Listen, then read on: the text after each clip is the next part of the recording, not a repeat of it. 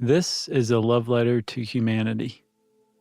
My name is Josh Clark, and for the last few years, I've been thinking a lot about how the world might end. And over the course of that time, I've come to seriously believe that in 100 or 200 years from now, there's a really good chance that we humans won't be around any longer, that we will have vanished forever from the universe, and that it may be us who brings about our own demise. This series is about the very real ways that could happen. It's meant to open your eyes, hopefully get you to take these ideas seriously too, and ideally get you to take action. But just as much, I hope by pointing out just how close we are to the brink of disaster, you come to feel the way that I have about your fellow humans and humanity as a whole. That we are flawed and ugly and brutal, for sure, but that we are worth fighting to save, even from ourselves. That the beauty and the love that humans are capable of creating is greater than the worst of our faults. That nothing we've done is worth letting our entire species come to an untimely and permanent end. It's a bizarre thing to say, but I found it's worth saying. Humans don't deserve to go extinct. This series is about existential risks. We're not used to this kind of risk, nor are we really equipped to deal with them. I'll tell you a lot more about them as the series goes on, but while you listen, try to keep in mind that no horrible catastrophe, no world war, no epidemic that's ever come before, nothing we've ever been through has prepared us to take on existential risks. We have no frame of reference for them because the destruction they can bring is unprecedented in the history of humanity. Yet, in what may be the weirdest turn of events in the history of our species, a whole crop of these new existential threats are suddenly looming in our near future. Each one of them could bring about the sudden and permanent end of the human race.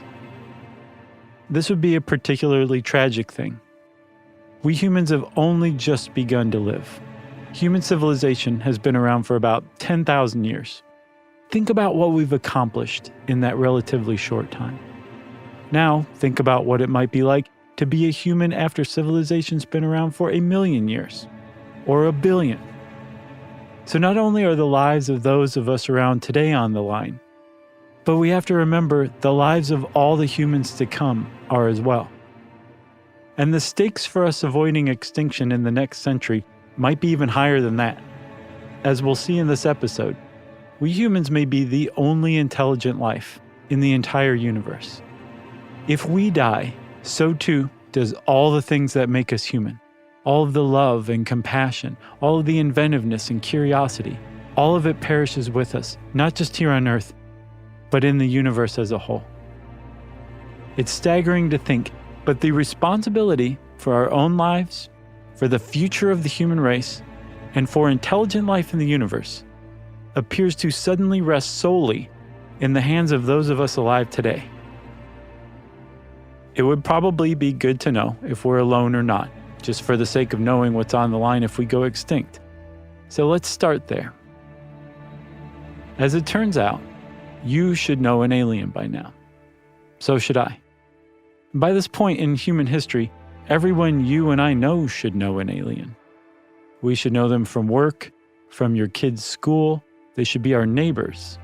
Earth should be a melting pot of not just human cultures, but extraterrestrial ones too. At the very least, we should be certain by now that there are aliens out there. Just as sure as we know that there are people living in France and Denmark, we should know that there are aliens on Proxima Centauri b, or TRAPPIST-1F. And yet, we don't. And you and I don't know any aliens. Which is actually very, very weird. The reason why it's weird is that the universe we live in is extremely old. It's nearly 13.5 billion years old, and our galaxy, the Milky Way, is extremely vast. From the perspective of us humans, it takes a beam of light 100,000 years to cross it. Within our very old and very immense galaxy, there are a lot of stars, between 200 to 300 billion of them. 300,000 million stars. Working from the premise that our own star's light and heat helped raise life here on Earth, one would think that somewhere among those 300,000 million stars out there, the same thing would have happened, and happened again, and again. By all rights, even with just a slight fraction of those stars growing life on a planet in orbit around it, our galaxy should be teeming with life, like mold on a slice of bread. There's certainly been plenty of time for it to happen. Here on Earth, life arose within the last 3.5 billion years and managed to evolve from little strands of proteins into us, sentient human beings who've come to wonder if the same thing has happened elsewhere too. Since the galaxy is nearly 4 times older than the time it took for intelligent life to emerge here on Earth, it's had ample time to emerge elsewhere in our galaxy too. So what we've got is something of a mystery on our hands. The universe is by far old enough and definitely large enough to have produced intelligent life over and over and over again. And yet, we have not one iota of evidence that we are anything but utterly alone in the Milky Way. It's become increasingly clear that when we look out at the night sky, there's nothing looking back at us. This is the basis of what's come to be called the Fermi paradox, and it begins, like so many great strange things, over lunch.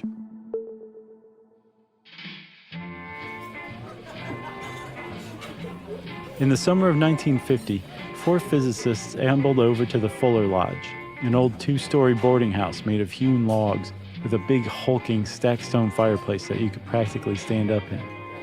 The Fuller Lodge had been converted into a mess hall for the people working on the Manhattan Project at Los Alamos, New Mexico. Taking a break from refining the most destructive weapon the world has ever known into an even more destructive one, these 4 physicists got into chatting about the UFO fever that had recently gripped America. They dismissed the idea that reports of UFOs were in fact alien in origin, but they didn't dismiss the idea that it was possible life could exist elsewhere in the universe. It was likely that it did, they concluded. After the group had already moved on to other topics, one of them, Enrico Fermi, abruptly returned the conversation back to aliens. "Where is everybody?" he asked, or perhaps, "But have you ever wondered where everybody is?" The precise words were lost over time, but Fermi's 3 lunch companions all recalled that they knew just what he meant, and they grasped the implications as well. There should be life all over our galaxy, and yet there appears to be only us. Fermi never formally explored his question, but it's understandable why it came to be named after him. As physicists go, Fermi was no slouch. He presided over the first controlled nuclear reaction, created in a uranium pile of his design, constructed on a squash court beneath the football field at the University of Chicago. He calculated formulae that helped answer the shape of matter on the quantum level, and a family of quantum particles are named after him, fermions. And of course, he helped build the bomb. But more than Fermi, it was an American astronomer named Michael Hart who was really responsible for the Fermi paradox. In the mid-70s, Hart wrote a paper called The Explanation for the Absence of Extraterrestrials on Earth. He summarized and organized the arguments against the paradox, which come in a rainbow of colors with only a couple of shapes. And Hart ultimately concluded this: because life should reasonably have emerged and be known to us by now, the fact that it hasn't solves the Fermi paradox. The answer is that we are alone. Mystery solved. Michael Hart's paper struck a blow in particular to the group most diametrically opposed to his conclusions: SETI researchers. SETI, the Search for Extraterrestrial Intelligence, is an offshoot of astronomy and astrobiology. And back in the early 60s, astrobiology hit the scientific scene like a bomb. It was an exciting new discipline that treated the possibility of extraterrestrial life as real. In sharp contrast to the people who agreed with Hart, the astrobiologist camp was populated by optimists who reasoned that it is simply too unlikely for life to have evolved only once throughout the entire universe. We just needed to hone the way we search for aliens, and we would surely find them.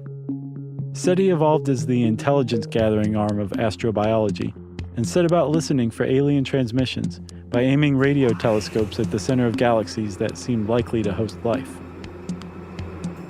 By the time Michael Hart published his paper, SETI hadn't found anything, and Hart included in his article that SETI was an utter waste of time and resources. By that time, many others, including some in Congress who funded things like SETI, tended to agree that there is little justification for $12 million taxpayer dollars to be expended for this program. Madam President, I urge my colleagues to vote in favor of this amendment, and I reserve the balance of my time and yield the floor, and I thank the chair. Yet neither Hart's paper nor SETI's empty-handed searches have settled the mystery of the Fermi paradox. As we've gotten better at observing our universe, this little mystery has only gotten more weird. Thanks to space-based telescopes like the Kepler and new methods we've developed for watching stars, we've found that there are a mind-boggling number of potential Earth-like planets out there. To qualify as a potential host for life, a planet has to check some boxes. The star that it orbits has to be of a certain type, and in what's called its main sequence. It helps to be around the size of our sun, which is right in the middle size-wise. Big stars go through their fuel too quickly to give life a reasonable amount of time to emerge. On the other end, smaller stars don't burn quite warmly enough. The planet has to be a particular distance from the star too. Too close and any life would be burned to a crisp. Too far away, and the star's warmth couldn't overcome the unbearable cold of outer space.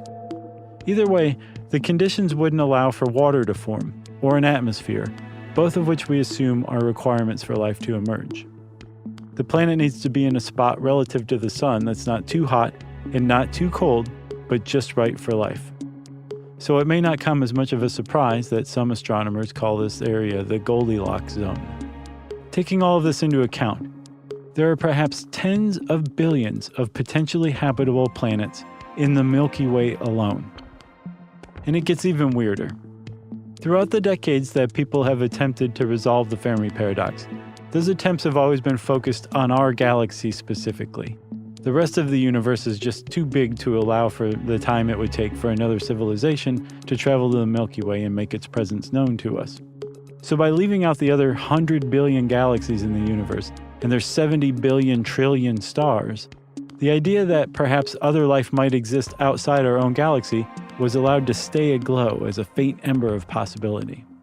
But in 2013, that ember was snuffed too. A pair of philosophers from Oxford figured out that the math shows there has been plenty of time for intergalactic civilizations to have evolved and traveled to our galaxy too. This is one of those Oxford philosophers, Anders Sandberg. Actually, suppose you wanted to go out and colonize as far as you could. How far could you go? And we found that you can literally do this over billions of light years. Which means that this is also something aliens could have done. So if it's a bit weird that we haven't noticed any aliens spreading across the Milky Way, now we need to take into account that actually there are also millions or billions of galaxies where aliens could have come from, but they haven't shown up yet. So when we finished that paper, we kind of pointed out that we made the Fermi paradox a million or a billion times worse. The Fermi paradox extends not only to our galaxy, but it seems to the entire visible universe.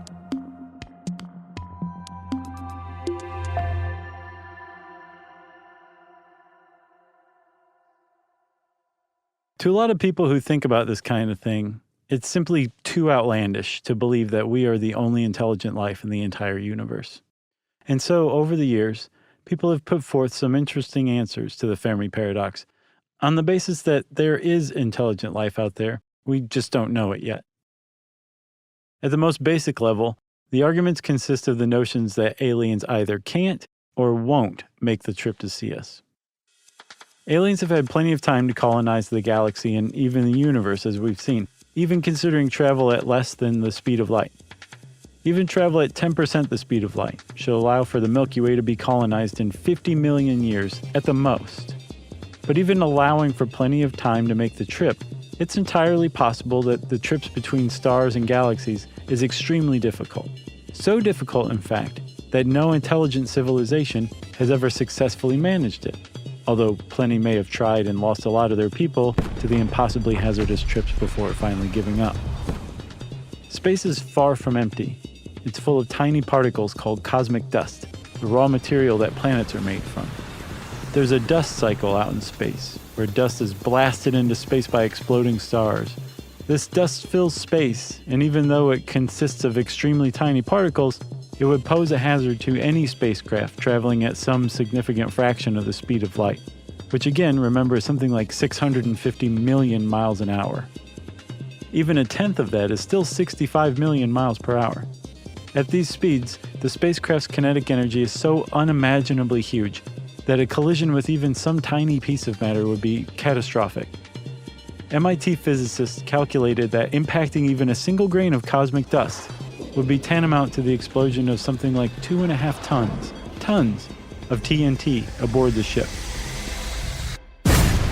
And cosmic dust is just one hazard that spacefaring species would have to overcome. There are surely plenty of others that we haven't learned of yet.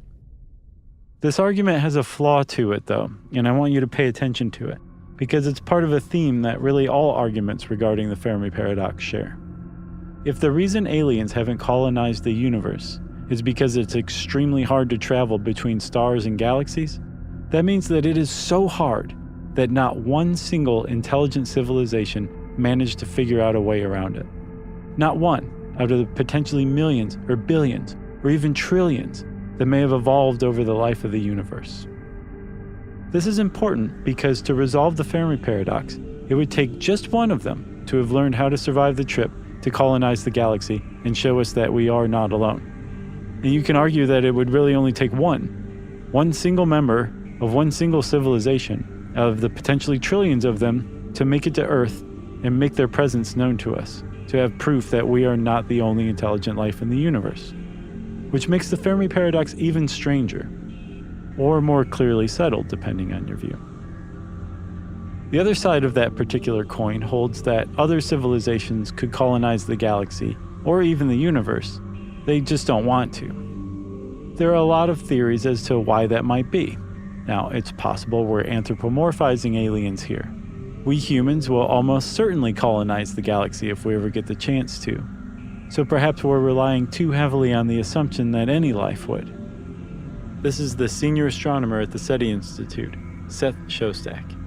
All of this is based on trying to guess, because that's really the correct verb, to guess what is important to the extraterrestrials. And I don't think that we're actually very good at that any more than, the ancient Greeks would have been very good at guessing what's important to 21st century Americans. I don't think that they could have foreseen the kinds of things that would be important to us. Perhaps as a civilization develops to the point where it's technologically capable of interstellar and intergalactic travel, it loses its taste for such things.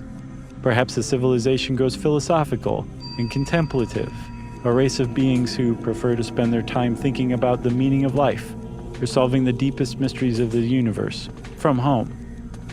But even the most inward-focused society would have good reason for expanding from their home planet. As their population grew, they would need more and more raw materials to keep them alive while they sat around and contemplated life. They would need more space, more energy. The need for scarce resources appears to be one of the few universal commonalities that any civilization will have to deal with. This is good. This means that we can pretty confidently use this clue to predict the behavior of any intelligent life then. We humans run into limitations on our ability to grow or make food, so we need more space for that.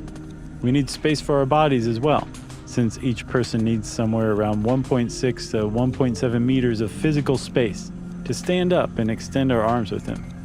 Plus, we tend to like a little extra to move around in too. Requirements like these mean we would eventually face the prospect of either systematically curtailing our population growth to maintain no more than what the Earth can support, and based on all current and historical data, we tend to overstrain the planet rather than work within its confines, or we can spread out. It's difficult to imagine that any advanced society faced with resource pressures would not look out to at least their own solar system as a source of material solutions to their problems. This scenario extends further and further, both into space and time. As the society continued to grow, they would take up more and more space. And over long enough spans of time, they should reasonably have colonized a sizable chunk of their galaxy, if not the whole thing, even with their desire to remain inward over so many generations. But maybe aliens have good reason to resist the urge to spread out. Maybe they're hiding from something. Maybe they know something that we don't know.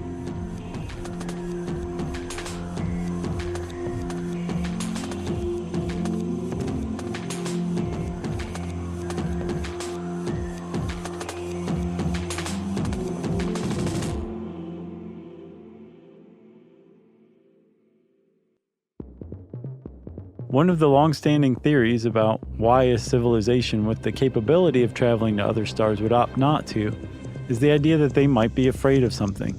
Perhaps there is some older civilization that doesn't like to compete for scarce resources with young upstarts like ourselves. The first civilization to have colonized the galaxy would have all the advantage over any others that came later. Even considering a 100,000-year head start, which, though it's tough to remember, at the cosmic timescales we're dealing with here is the blink of an eye. An earlier civilization would have time to seed the galaxy with things like berserker probes, a hypothetical type of self-replicating space probe designed to attack and destroy entire civilizations. These berserker probes would be capable of strangling in the cradle the colonial aspirations of any younger civilizations before they ever got started. Right about where we humans are in our progress right now. What's ironic about berserker probes is that they can produce their own solution to the Fermi paradox without even existing. We humans thought of the possibility that they could exist, so it stands to reason that other intelligent civilizations might too. It's possible that part of the process of becoming an intelligent society engaged with the unknowns of the universe is to start having second thoughts about signaling into the void, and instead to go silent. Eventually, every single one of these societies might stop attempting to communicate and resign to just sitting and listening instead. So the universe could be teeming with intelligent civilizations, each being quiet as a dormouse, each listening and unaware of the existence of the others. And the berserker probes wouldn't even have to exist beyond the hypothetical for this solution to the Fermi paradox to work. But if berserker probes do exist, why wouldn't we have had an unpleasant visit from them by now? Transmissions from our radio and TV shows have been traveling through space since we first started broadcasting here on Earth in the early 20th century. And SETI researchers have been actively shouting at other star systems with radio since the 60s. Probably the most unsettling answer is that we did get their attention, and they're on their way. They just haven't had time to reach us yet. Or perhaps they don't much care about us, so long as we stay here on Earth, or even within our own galaxy. In 2017, Oxford philosophers Stuart Armstrong, Anders Sandberg, and Milan Čurković developed a new explanation for the Fermi paradox that says that perhaps the universe does contain berserker probes, but rather than actively patrolling the galaxy, they are posted on the outskirts of some ancient civilization's staked territory, while the civilization sleeps. This new idea, called the estivation hypothesis, supposes that the civilization in question has reached a post-biological state. Post-biological civilizations are their own can of worms entirely, and we'll talk about them more later on. But what they amount to is a species that has shed its biological form, whether it's an upright bipedal form like us humans, a giant root vegetable, whatever, and has preserved its minds into a computerized form. There are myriad advantages to this. Less physical space is needed, you don't need to grow food, but these civilizations are not free from scarcity either. Here's philosopher Anders Sandberg again. So suppose you're a really advanced civilization. You've been around for millions of years, you kind of explored the galaxies, you've done most of the big physical stuff. At this point, probably most of what you want to do is going to be kind of cultural. We have no idea as humans what an advanced civilization might want to do. But I think it's a pretty certain bet that it's going to require computations of some kind. Information processing, aka computing, has its own requirements. It needs energy, and it produces waste heat, two huge factors that a post-biological society would come up against as it uploaded more and more of its population to a digitized format. Rather than food, water, and a couple square meters of physical space, they would need processing power and speed to keep their digitized minds humming along and to simulate the world for them. So a post-biological society would have very good reason to colonize their galaxy in search of more raw materials to build hardware and to harness more energy from. They will probably build massive engineering projects to capture energy from entire stars, like through some variation of Dyson spheres, which are a hypothetical energy collection machine that could be constructed around a star to capture some enormous fraction of its energy. They may deconstruct entire planets to build those Dyson spheres, so they may have energy in ACEs. But at some point, a post-biological society might strike upon a seemingly insurmountable truth about information processing. Regardless of how efficient it is, computing produces some amount of waste heat. This can be tricky enough with a single server room here on Earth in the early 21st century. Those racks of servers have to be cooled with fans and the room has to be air-conditioned. So that means that not only is the actual process of computing taking up energy, there's an additional energy expenditure required to keep the hardware cool. Heat is the sworn enemy of efficient information processing. And efficient information processing would be the lifeblood and the oxygen to a healthy post-biological society. So keeping heat to a minimum would be of the utmost importance. You may say, and I would agree with you, that certainly a post-biological civilization with 100,000 or million or billion-year head start on us would have almost certainly figured out better, more efficient, and less heat-producing methods for information processing than the computers we humans have hit upon today. It would be one of the more surprising things in this whole series if that weren't the case. But when you begin to scale up from the level of server room onward to capturing the energy of an entire star, even an almost 100% efficient computer will still have a massive waste heat issue. And that post-biological society will have to deal with it. And that problem is compounded with each new star and each new piece of hardware that's added. Since you have a finite amount of energy, even if you're a really big super civilization, that means that the total amount of computation you can do is going to be set by temperature. So if you wait until the universe gets colder, you can get much more computation done. Some people have suggested that perhaps the edge of the galaxy, which butts up against the coldest regions of intergalactic space, is the best place to look for other civilizations, since they will have likely set up shop there to deal with their massive waste heat problem. But that Oxford group realized that the optimal place for a post-biological society to best deal with their waste heat is somewhere in time, not space.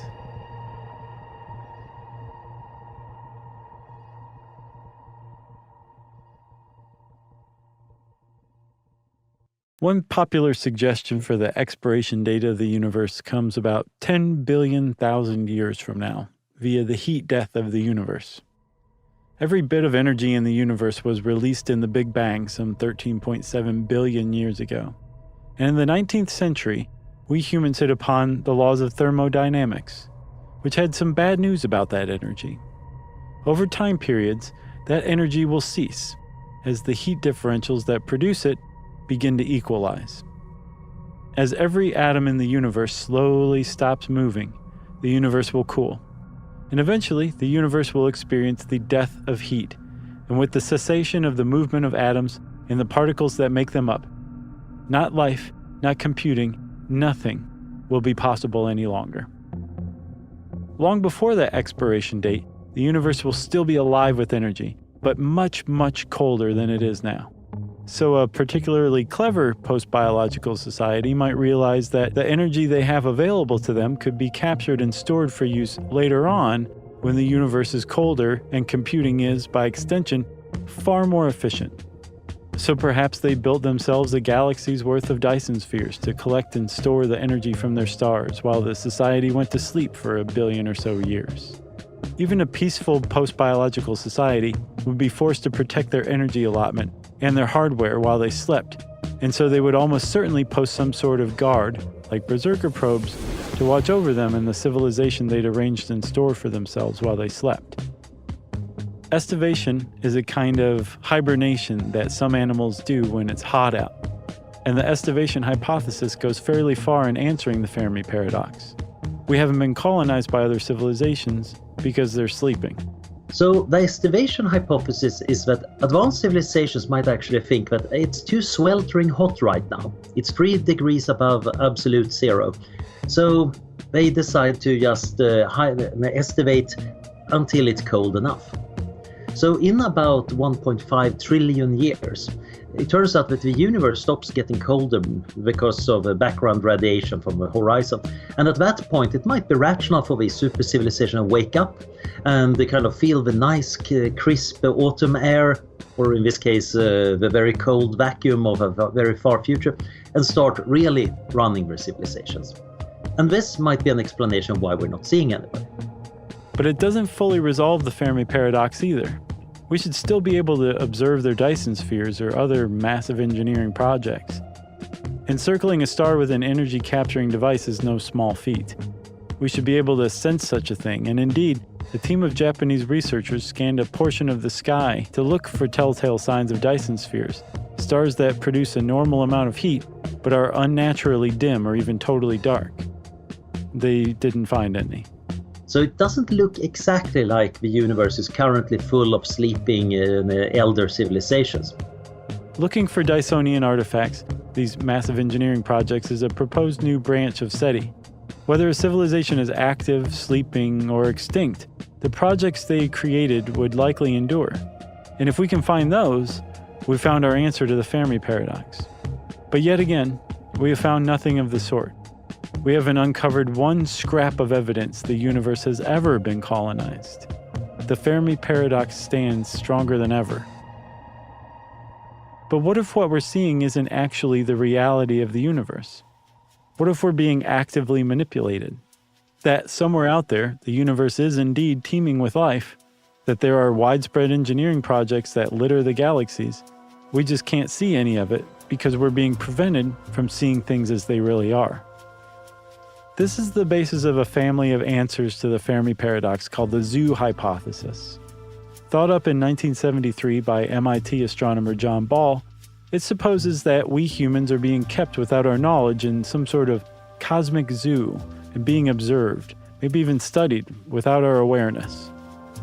Perhaps we're being kept in a kind of nature preserve until we reach some crucial point in our evolution when the secrets of the universe will be revealed to us. Or maybe we're meant to stay in a naturally preserved state forever.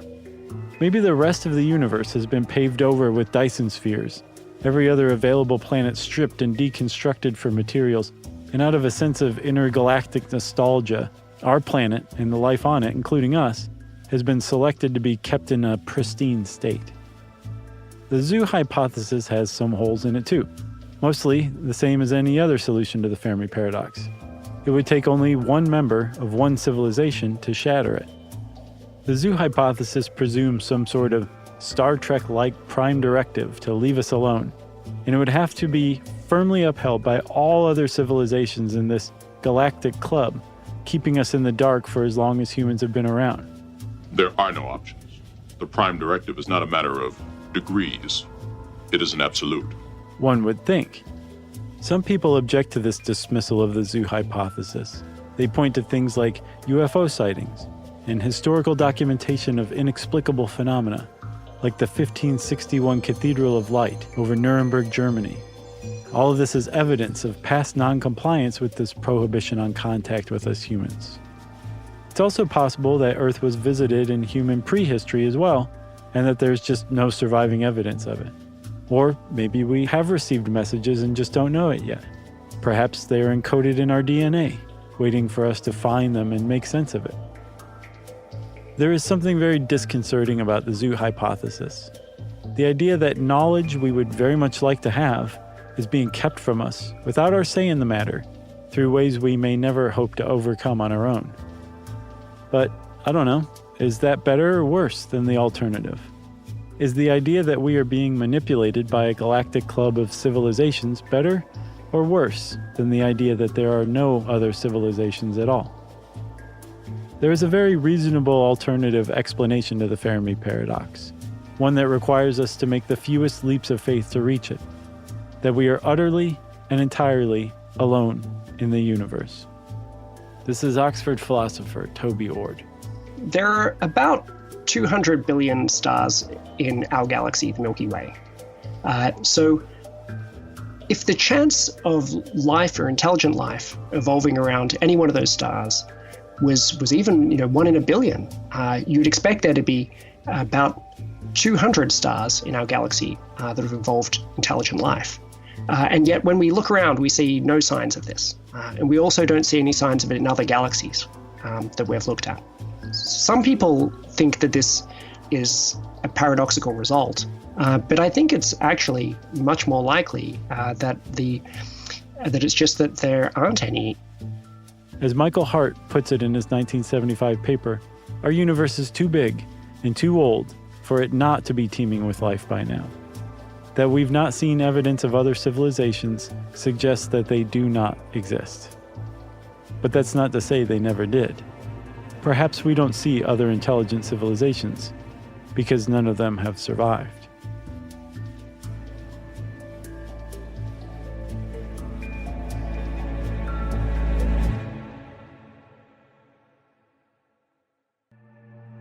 On the next episode of The End of the World with Josh Clark.